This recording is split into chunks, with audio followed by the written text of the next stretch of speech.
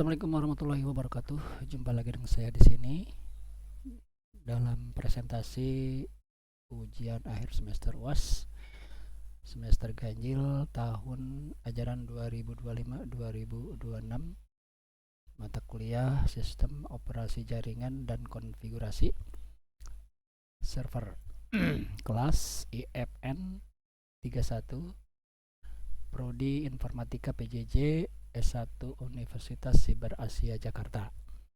Dengan saya Ujang Kamun, NIM 220401010212, dengan dosen pembimbing Bapak Ambrus Magnus Rudolf Mekeng STMT. Baik, dalam tugas ini seperti ada gambar yang di samping, ini adalah proses yang terjadi pada file transfer protokol yang akan dijelaskan secara detail apa yang dimaksud dengan file transfer protokol dan proses apa yang terjadi di dalamnya. Baik, file transfer protokol atau FTP adalah protokol jaringan lapisan aplikasi untuk mentransfer file antara klien dan server melalui TCP atau IP. Efektif untuk pertukaran data tetapi tidak terenkripsi secara default. Nah, dari cara kerja FTP yang jadi dua koneksi, yaitu kontrol koneksi port 21, yaitu perintah dan respon. Kedua, pengiriman file, yaitu mode aktif atau pasif.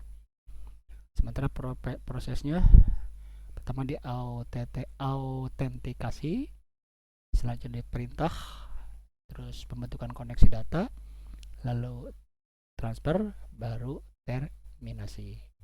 Itu cara kerjanya.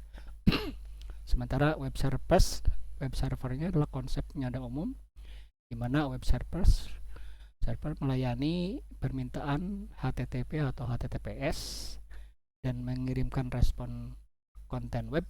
Ini adalah konsep arsitektural, bukan produk tunggal. Sementara Apache, ada Apache web server.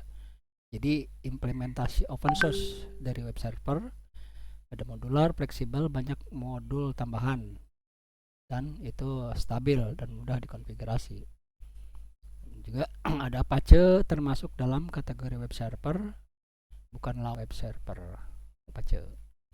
Selanjutnya ada Shell.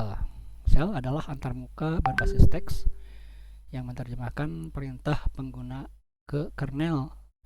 Selain menjalankan perintah, Shell mendukung scripting untuk otomasi dan administrasi sistem. Sementara file system untuk mengelola penyimpanan, struktur directory, metadata, akses, dan keamanan.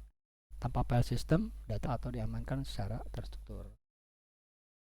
Selanjutnya DACX, Disability Action Community for X, adalah komite advokasi yang fokus pada aksesibilitas dan inklusi penyandang disabilitas, memastikan sistem dan layanan digital dapat diakses semua pengguna, ya termasuk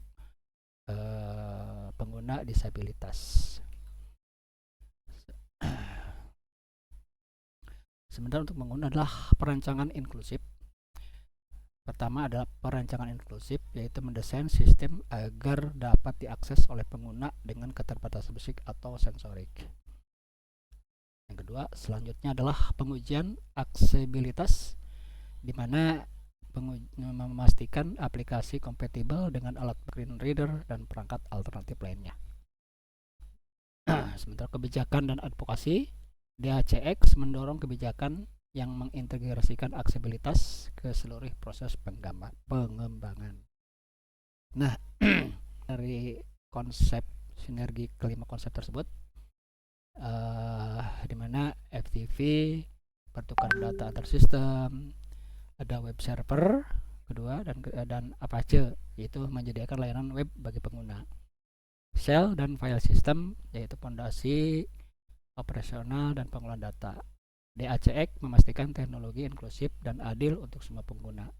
Jadi kelima konsep itu saling melengkapi untuk membangun ekosistem teknologi informasi yang fungsional, terstruktur, aman, dan ramah bagi semuanya.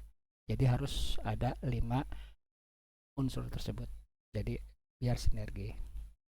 Demikian presentasi puas kami. Kurang lebihnya mohon maaf. Bila tak kuliah, wassalamualaikum warahmatullahi wabarakatuh.